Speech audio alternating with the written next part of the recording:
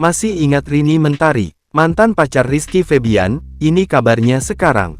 Sebelum menjalin hubungan dengan Mahalini, rupanya Rizky Febian juga memiliki seorang mantan kekasih seorang penyanyi. Namun sayang karena terhalang restu, hubungan Rini Mentari dengan anak sulung Sule itu pun kandas. Lantas, bagaimana kabarnya sekarang?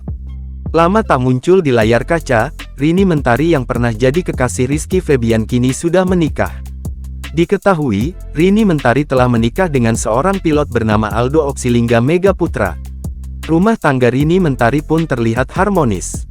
Meskipun sudah menikah, Rini Mentari tak menjauhi pekerjaannya sebagai publik figur. Menilik Instagram pribadinya, Rini sempat mengunggah beberapa lagu cover penyanyi Alicia Keys, Christina Aguilera, sampai Maudy Ayunda. Selain itu, Rini juga kerap membagikan kegiatan sehari-harinya.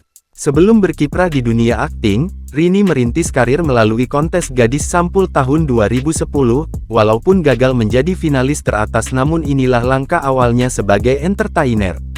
Beberapa tahun kemudian ia pun bermain di beberapa sinetron TV series diantaranya Untung Ada Sule.